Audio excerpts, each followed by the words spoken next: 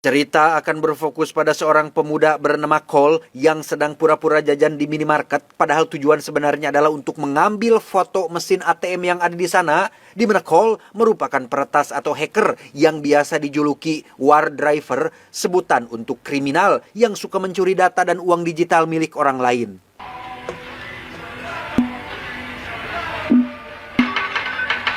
Tak hanya mesin ATM, Cole juga mampu mencuri uang hanya dengan mengandalkan jaringan Wi-Fi. Contohnya seperti saat ini, Cole biasanya berkeliling kota mencari tempat mewah yang punya sistem keamanan internet yang lemah. Setelah ketemu, Cole hanya perlu masuk ke dalam jaringan Wi-Fi tempat tersebut yang kebetulan saat ini targetnya adalah sebuah restoran mewah. Bermodalkan laptop, Cole pun membuka software khusus yang biasa ia pakai untuk meretas, mengirim pesan email kepada manajer restoran tersebut, melakukan phishing supaya si manajer mengklik sebuah link yang sudah dikirim. Setelah itu, Cole hanya perlu menguras habis seluruh isi tabungannya yang sebenarnya uang tersebut merupakan uang gaji milik karyawan. Itulah sebabnya Cole sering beraksi di akhir bulan, tepat sehari sebelum sang manajer membagikan gaji karyawannya.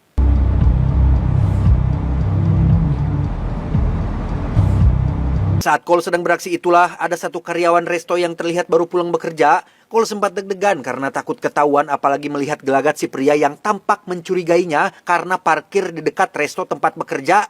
Namun si pria tidak melakukan apa-apa dan pergi melewati Cole begitu saja.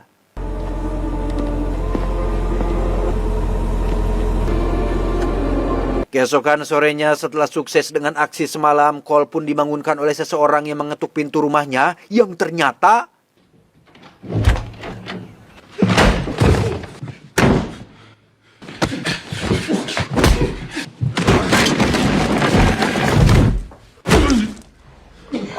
ya, itu adalah Oscar, karyawan restoran yang bekerja sebagai penjaga pintu yang sempat Cole lihat semalam. Gara-gara aksi Cole tadi malam, Oscar dan semua karyawan restoran pun harus telat gajian karena sang manajer mengaku kehabis-habis kerampokan. Curiga dengan Cole yang parkir dekat restorannya, Oscar pun mengecek kamera CCTV dan berhasil mendapatkan nomor plat mobilnya. Setelah itu, Oscar hanya perlu melacak pemilik mobil tersebut dan disinilah dia sekarang. Let's go for a ride.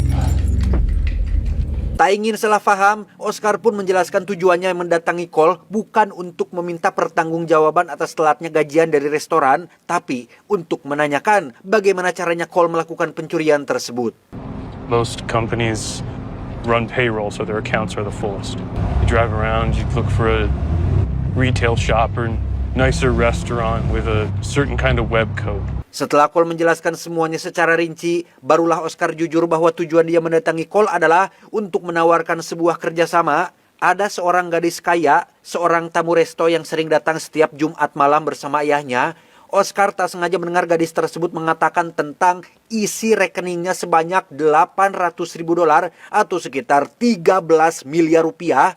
Oscar kebetulan sedang mengalami masalah finansial, token gak kebayar, beras di rumah tinggal beberapa butir, celana dalam sudah sebulan tidak diganti, dan kesulitan top up diamond untuk beli skin Itachi. Terlebih lagi, sekarang gajiannya ditunda. Intinya, Oscar meminta Cole untuk mencuri uang gadis tersebut karena jika tidak, Oscar akan kembali mendatangi Cole dan tidak akan segan-segan menghabisinya.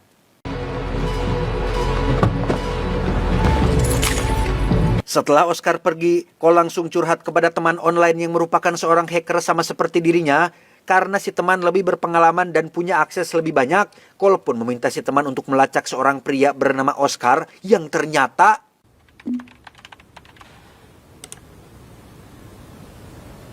ya, tidak bisa main-main. Oscar bukan hanya seorang penjaga pintu restoran biasa, melainkan punya riwayat sebagai mantan napi yang pernah dipenjara selama 2 tahun dan punya latar belakang sebagai petarung tinju yang cukup tangguh, sehingga jika Cole mengabaikan ancamannya, itu sama saja dengan mati.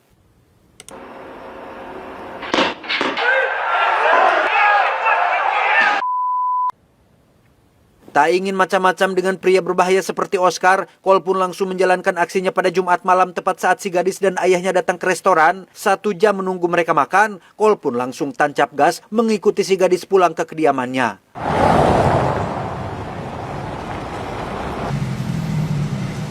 Saat si gadis dan ayahnya masuk ke dalam rumah, Cole pun langsung buka laptop untuk masuk ke dalam jaringan wifi yang ada di rumah tersebut. Karena sinyalnya lemah, Cole terpaksa harus turun dari mobil dan berada sedekat mungkin dengan rumah tersebut. Sampai akhirnya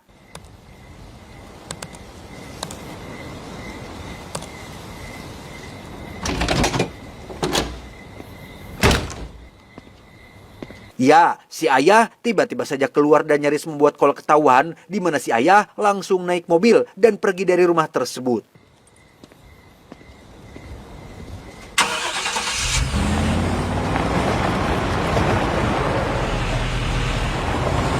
Setelah berhasil menguras habis isi rekening milik si gadis dan mentransfernya ke akun si Oscar, Cole pun bergegas menemui Oscar untuk melaporkan hasil kerjanya sekaligus meminta Oscar untuk berhenti mengganggu hidupnya lagi.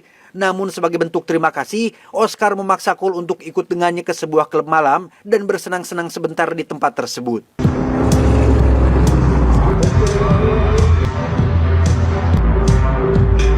Ketika Cole sudah dalam kondisi mabuk berat, ia seolah melihat sosok si gadis yang mendatang mendekatinya, mengajaknya joget bareng dan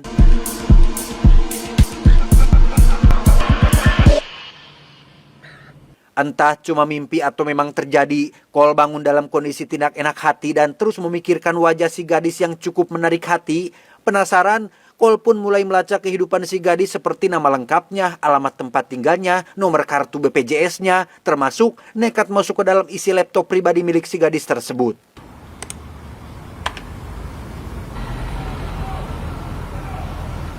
Diketahuilah bahwa gadis tersebut bernama Sarah dan pria yang sering bersamanya bukanlah ayahnya, melainkan seorang pria berkeluarga bernama Mark yang merupakan seorang gadun alias om-om yang menjadikan Sarah sebagai wanita simpanannya.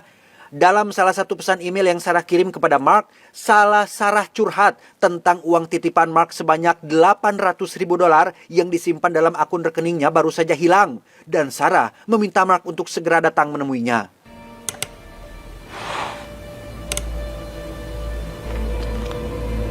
Pada malam pertemuan Sarah dan Mark, Cole yang penasaran pun kembali meretas laptop Sarah dan mengawasi pertemuan itu dari kamera laptop tersebut. Di situ Mark terlihat marah besar karena uang $800.000 itu bukan miliknya, melainkan uang titipan klien-klien bisnisnya. Sarah mengaku tidak tahu kemana hilangnya uang tersebut, tapi Mark menuduh Sarah telah mengkhianatinya dengan mencuri semua uangnya. Entah siapa Mark dan apa pekerjaannya, Sarah pun diancam akan dibunuh jika dalam kurun waktu 1 minggu uang tersebut tidak dikembalikan. I didn't take it. I didn't take it. Merasa bertanggung jawab atas nyawa seseorang, Cole pun langsung menemui Oscar untuk menjelaskan situasinya yang intinya Cole ingin meminta Oscar untuk mengembalikan semua uang itu kepada Sarah. Namun karena Oscar bukan tipikal orang yang peduli pada orang lain, Oscar pun menolak permintaan tersebut. He hit her. Tak mendapat hasil, Cole pun langsung pulang ke rumah dan mencari tahu latar belakang Om Mark yang ternyata adalah seorang pengacara yang bekerja untuk mafia. Dari informasi si teman online yang juga ikut membantu, uang $800.000 itu kemungkinan adalah uang milik mafia yang dititipkan kepada Mark. Mereka adalah orang-orang berbahaya, bisnisnya jual beli senjata, penjualan manusia, cuci uang, penyiksaan, dan lain sebagainya.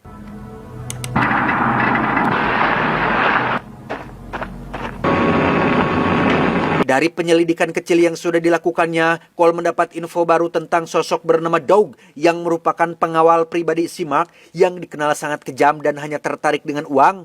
Bahkan dalam salah satu video yang didapatkan, Doug sangat mahir menggunakan senjata api dan sempat terjerat kasus penembakan beberapa kali. Singkatnya, mereka adalah orang-orang berbahaya dan si teman menyarankan agar Cole jangan sampai terlibat masalah dengan orang-orang semacam ini. Bukannya mundur, Cole justru malah menemui Sarah secara langsung di sebuah tempat ngopi yang biasa ia kunjungi. Lagi dan lagi, masih dengan kasus yang sama, yaitu perempuan. Cole nekat mempertaruhkan nyawanya sendiri demi sebuah istilah yang dinamakan dengan jatuh cinta. Alah siah, badeka mana atuh cinta? Naksir, itulah yang Cole rasakan saat ini. Selain atas dasar rasa bersalah, Cole juga tidak rela melihat gadis pujaannya mati dengan cepat. Cole mencoba untuk dekat dengan Sarah tanpa membongkar identitas aslinya dan berhasil mendapatkan nomor teleponnya. See you around, maybe. Depends on how much you like Chinese. Tak ingin si sayang mati, Cole pun akan mengumpulkan uang sebanyak $800.000 dalam 1 minggu. Masih dengan keahliannya yaitu mencuri uang dari mesin ATM, Cole pun membuat sebuah perangkat khusus yang hanya perlu ditempelkan ke mesin ATM sehingga setiap kartu ATM yang melewati perangkat tersebut akan langsung tercatat, terlacak, dan mudah untuk dikuras isi tabungannya. Mesin ke mesin, toko ke toko, Cole berkeliling mencari tempat yang ada mesin ATM-nya. Meski jumlah uang dari satu tabungan tidak banyak, tapi jika diakumulasikan mungkin bisa mencapai $800.000 dan Cole amat sangat optimis bisa melakukannya dalam 1 minggu.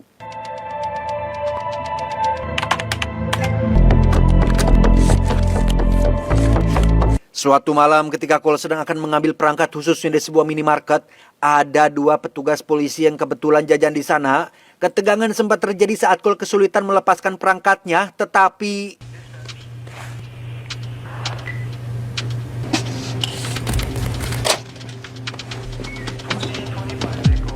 lolos dari 2 petugas barusan, Cole pun kembali melanjutkan aksinya dengan berkeliling dari satu tempat ke tempat lain. Saat teman online-nya bertanya berapa jumlah yang sudah berhasil dikumpulkan, Cole pun menjawab baru setengahnya, yaitu $420.000. Tapi cepat atau lambat, Cole percaya diri bisa mengumpulkan semuanya.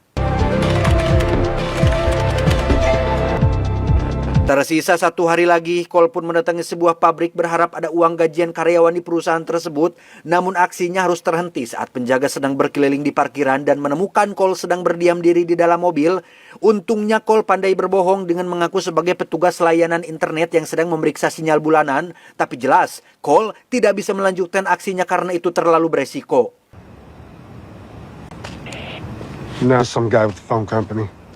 Karena tak ada lagi tempat yang bisa didatangi, Cole pun pergi ke kediaman Sarah dengan membawa uang $420.000, berharap itu akan sedikit membantu. Tapi saat sedang memasukkan uang itu ke dalam kotak pos, muncullah Sarah yang memergoki niat Cole tersebut. Dan terpaksa Cole pun jujur menceritakan kronologi aslinya, termasuk dialah pelaku dari hilangnya uang tersebut. Kesal, Sarah pun langsung mengusir Cole pergi dari rumahnya. No, he put me up to it. A choice. off my porch, Rick. Maybe another. Go! Di rumah, Cole mendapat kabar dari si teman terkait aksi Cole yang berhasil terekam salah satu kamera mesin ATM. Memang belum sampai di kepolisian, tapi wajah Cole saat ini sudah dikenal di lingkungan para hacker, sehingga jika Cole berbuat kesalahan lagi, akan sangat mudah untuk polisi melakukan penangkapan.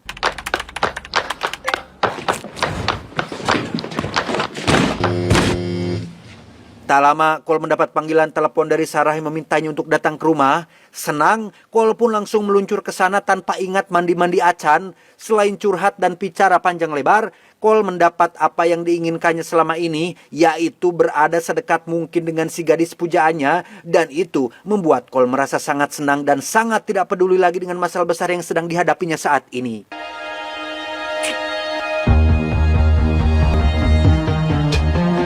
Setibanya di komplek rumah, Cole tiba-tiba didatangi oleh salah satu tetangga yang memberitahu jika tadi ada orang asing yang mendobrak paksa masuk ke dalam rumahnya. Tak ingin melibatkan polisi dalam hal ini, Cole pun meminta si tetangga untuk jangan panik dan khawatir. Sementara Cole langsung mengambil sebuah tongkat baseball dan perlahan masuk ke dalam rumahnya.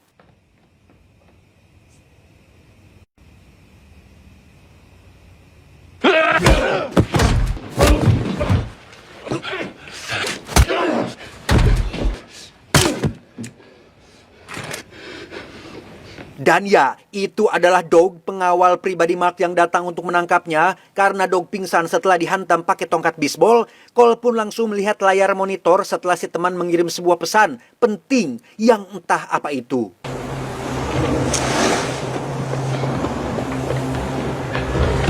Mumpung masih pingsan, Cole pun membawa Dog ke tempat sepi untuk dimintai keterangan terkait apa saja yang sudah Mark ketahui. Dari penuturan Dog, saat ini Mark belum tahu tentang Cole dan kedekatannya dengan Sarah. Kedatangan Dog hanya untuk memperingatkan agar Cole pergi sejauh mungkin dan jangan mau terlibat dalam masalah Sarah. karena Cole belum tahu persis seperti apa Sarah dan siapa dia sebenarnya. Namun karena Cole terlalu cinta pada Sarah dan tidak akan mundur sejengkal pun, Cole nekat menghabisi Dog agar tidak ada orang lagi yang tahu tentang keterlibatannya dalam masalah ini.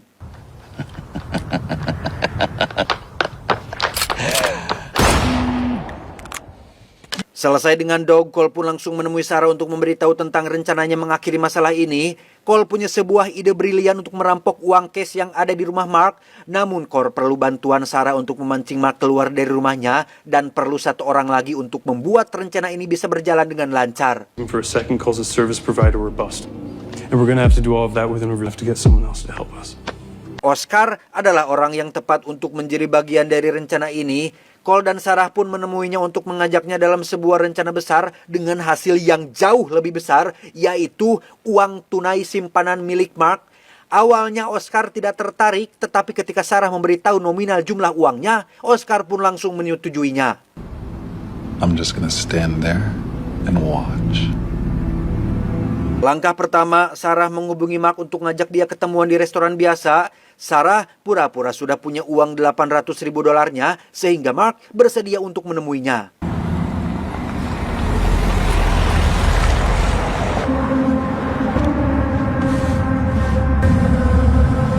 Berada satu mobil menuju ke restoran, Sarah mulai menggoda Mark untuk memperbaiki hubungan mereka. Sarah juga memberikan sebuah cek berisi $800.000 yang padahal isinya kosong. Dan tepat sebelum mereka turun dari mobil, Sarah sempat mengambil ponsel milik Mark dari saku celananya dan langsung memberikannya kepada Oscar. Thank you. Setelah menerima ponselnya, Oscar langsung pergi ke belakang untuk menghubungkan ponsel tersebut ke laptop yang sudah Cole berikan, di mana pada saat yang sama, Cole terlihat berada di depan rumah Mark menunggu ponsel tersebut terkoneksi dengan laptop miliknya.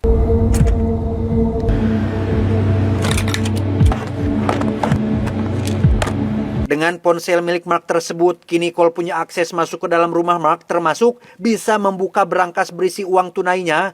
Dan selama Cole mengangkut semua uang tunainya, tugas Sarah adalah mengalihkan perhatian Mark agar tidak menyadari ponselnya yang hilang.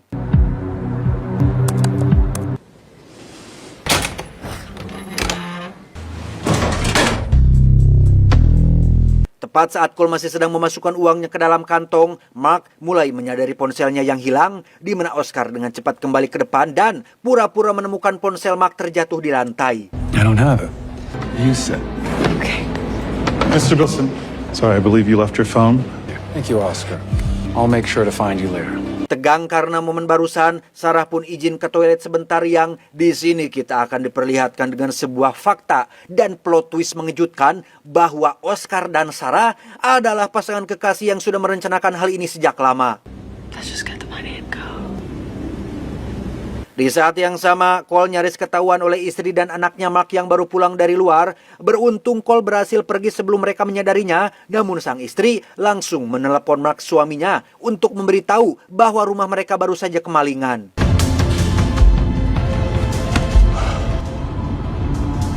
Curiga jika ini ada hubungannya dengan Sarah, Mark yang sedang nyetir arah pulang pun akhirnya terang-terangan menuduh Sarah adalah bagian dari rencana maling ini. Tanpa menjawab sepatah kata pun, Sarah diminta untuk menghubungi Cole dan beritahu lokasi pertemuan mereka. Hey, I just want to make sure you're okay. we should probably meet at a new location. All right, I'll be there soon. I'll text you. Setelah Sarah memberitahu lokasi yang baru, Cole pun langsung memberitahu Oscar tentang hal itu dan...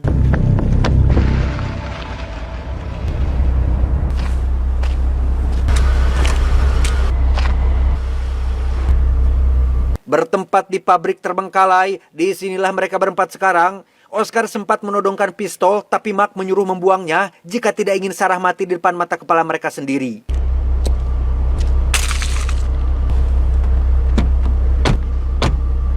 Setelah situasi dalam kendalinya, Mark pun membawa mereka semua ke dalam pabrik tempat biasa ia menyiksa dan membakar klien saingannya.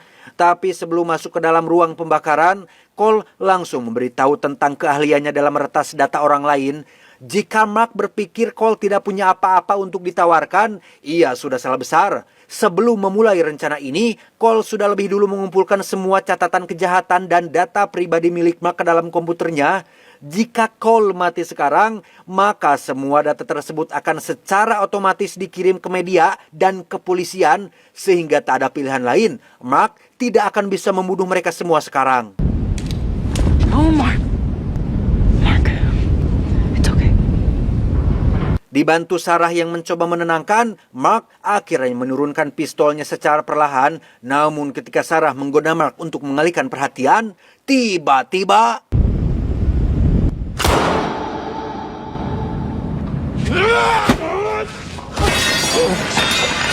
Ya, Sarah pun ditembak dengan Oscar yang langsung loncat menerjangnya. Sementara Cole membawa Sarah ke tempat aman untuk dibaringkan, Oscar dengan basic bela diri pun tak begitu kesulitan memiting Mark dari belakang meski sempat terluka oleh sebatang besi yang Mark tusukan.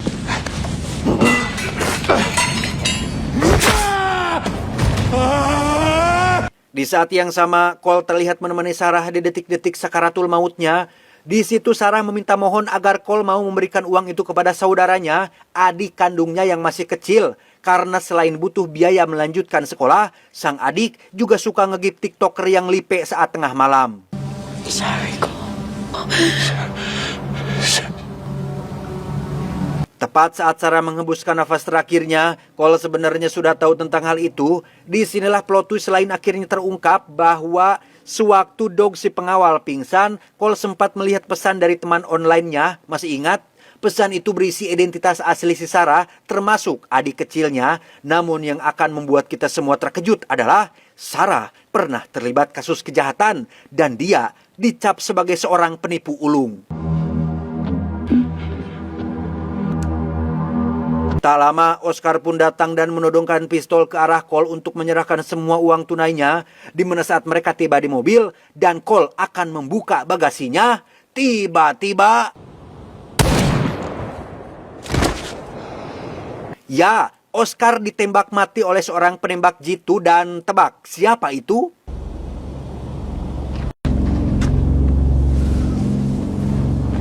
Loh, kok masih hidup? Disinilah plot twist puncaknya. Sewaktu di tempat sepi, Cole sebenarnya tidak membunuh Dog karena Dog punya sebuah informasi penting terkait hubungan antara Sarah dan Oscar. Ya, sebagai orang yang punya banyak kenalan, Dog sebenarnya sudah lama tahu tentang hubungan Sarah dan Oscar tapi tidak memberitahu Mark atasannya. Sejak awal, Oscar dan Sarah memang bersekongkol ingin menguras harta si Mark tapi belum tahu caranya. Nah, kemunculan Cole membawa jalan terang menuju rencana tersebut yang pada intinya Oscar dan Sarah sengaja memanfaatkan Cole yang lugu dan mudah sangean untuk memperlancar rencana mereka berdua. The only thing you could know a girl like that. Saat Cole bertanya kepada Dog, "Apa kau peduli pada atasanmu?" Dog pun menjawab, "Sejak awal bekerja, Mark atasanku sangat menyebalkan. Dia sombong, pelit, galak, cungah cangeh, dan yang paling parah sering nyuruh saya gantiin celana dalamnya. Jadi saya jelas tidak terlalu suka kepadanya." Melihat ketidaksukaannya terhadap Mark atasannya, disitulah Cole jadi punya ide untuk mengajaknya kerjasama. Dog diminta membantu rencananya dengan tawaran semua uang tunai tersebut akan menjadi miliknya. I like my roof. Setelah Dog pergi membawa semua uang tunainya, kini Cole bisa kembali pada kehidupannya. Meski tidak mendapatkan apa-apa, tapi setidaknya ia bisa kembali dengan tenang tanpa harus diganggu lagi oleh para penipu yang memanfaatkannya.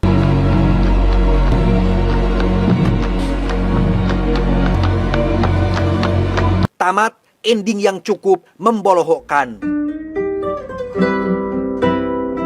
Pesan yang bisa kita ambil dari film ini adalah jangan mudah tertarik dengan wanita yang cantik. Itu cukup. Saya John mewakili jajaran direksi yang bertugas mengucapkan terima kasih dan sampai jumpa di video selanjutnya. Adios, kawat gigi Ultraman Gaya.